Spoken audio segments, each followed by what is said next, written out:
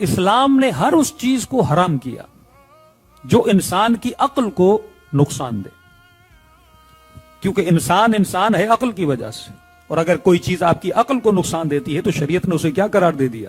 حرام قرار دے دیا۔ مثلا شراب نے اسلام حرام قرار دی۔ اب آپ پوچھیں گے کہ مولانا شراب حرام کیوں ہے؟ انگور حلال، اس کا جوس جو شراب کی صورت میں نکلے حرام، کھجور حلال، اس کے شیپ اگر بدل جائے شراب میں آ جائے تو حرام۔ شراب کیوں حرام ہے؟ کیونکہ جب آپ شراب پیتے ہو تو سب سے زیادہ جو چیز انسان کی ختم ہو جاتی ہے وہ انسان کا کنٹرول ختم ہو جاتا ہے۔ جیسے آپ بولے کہ آپ مہنگی ترین گاڑی میں بیٹھو لیکن گاڑی کے اندر بریک نہ ہو تو گاڑی کسی کام کی نہیں، آپ کا بھی نقصان کرے گی، اگلے بندے کا بھی نقصان کرے گی۔ تو ہر وہ چیز جو انسان کی عقل کو زائل کرے، انسان کے بریک کو زائل کرے۔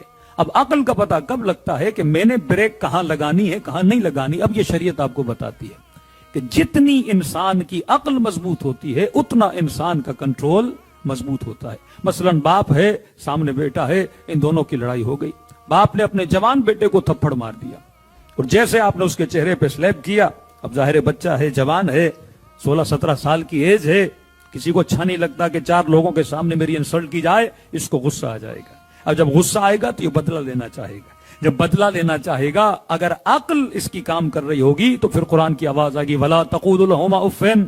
اے انسان جب غصہ آئے تو یہ دیکھو غصہ کس پہ اتار رہے ہو۔ سامنے باپ کھڑا ہے، سامنے ماں کھڑی ہے، سامنے بڑی بہن کھڑی ہے، سامنے کوئی مقدس شخصیت کھڑی ہے، تو یا انسان نے کیا کرنا ہے؟ اپنے کنٹرول کو مضبوط کرنا ہے، اور اپنے ہاتھوں پہ کیا کرنا ہے؟ کنٹرول کرنا ہے۔ اب انسان کے وجود میں مختلف چیزیں ہیں، انسان کے وجود میں اینگر بھی ہے، ایموشن سے بھرا ہوا انسان۔ اب انسان کے وجود میں شہوت بھی ہے، انسان کے وجود میں بھوک بھی ہے، انسان کے وجود میں پیاس بھی ہے۔ یہ فلسفی آف روزہ کہ خدا نے کہا روزہ رکھو، اور روزے حالانکہ کھانا پینا حلال ہے۔ آپ نماز میں جب آتے ہو تو نماز میں سر کو لیفٹ اینڈ رائٹ کرنا حرام ہو جاتا ہے۔ نماز میں جب آپ آتے ہو تو نماز میں پینا حرام، نماز میں کھانا حرام۔ یہ 17 منٹس مجھے کون سی ٹریننگ دی جا رہی ہے کہ بندے خدا اپنے بدن کو ایسے چلاؤ جیسے تمہارے خدا کو پسند ہے۔ یعنی اگر میں سورہ حمد کی جگہ پہ سورہ قل هو اللہ بھی پڑھنا شروع کر دوں تو میری نماز باطل ہے۔ آپ کہیں گے کہ مولانا میں نے تو اللہ کا ذکر کیا، نماز باطل کیوں ہے؟ تو اللہ کہتا نہیں، میں تجھے ٹریننگ دے رہا ہوں کہ 17 منٹس تیری زبان وہ بولے جو تمہارا خدا چاہتا ہے، تیری آنکھیں وہاں پڑھیں جہاں تمہارا خدا چاہتا ہے، تیرا ماتھا وہاں جائے جہاں تمہارا خدا چاہتا ہے۔ تو اگر 17 منٹس تمہاری باڈی اللہ کی مرضی سے چل سکتی ہے تو 24 آورز اللہ کی مرضی سے کیوں نہیں چل سکتی؟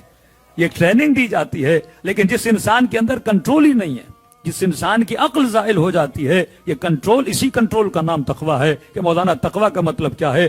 جس کی جتنی عقل مضبوط ہوتی ہے اس انسان کا اتنا تقویٰ مضبوط ہوتا ہے کہ میں نے کہاں سے زبان سے کون سی بات کرنی ہے، آنکھوں سے کیا دیکھنا ہے۔ میں چھوٹی سی مثال دے رہا ہوں، کوئی کاؤ ہو، کوئی بھینس ہو، کوئی بکری ہو، آپ نے اپنے گھر میں رکھی اور گھر کے سامنے ایک چھوٹی سی زمین پہ آپ نے گروس لگا دیا، گھاس لگا دی، اور بکری کو رکھا کہ یہ گھاس کھائے۔ اچانک سے آپ کے گھر کا دروازہ کھلا اور سامنے جو آپ کا نیبر تھا، پڑوسی تھا، اس کی گھاس بھی لگی تھی۔ بکری کو جب بھوک لگتی ہے تو اس کو یہ سینس نہیں کہ میں نے مالک کی زمین سے کھانا ہے اور نیبر کی زمین سے نہیں کھانا۔ بکری چلی جائے گی، وہ مسجد کی زمین ہو، مندر کی زمین ہو، جہاں بھی گھاس ملے بکری کھانا شروع ہو جائے گی۔ یہاں فرق انسان اور فرق حیوان ہے۔ انسان کو یہ سینس ہے کہ میں نے کس کا کھانا ہے، کس کا نہیں کھانا، اپنا کھانا ہے، غیر کا نہیں کھانا۔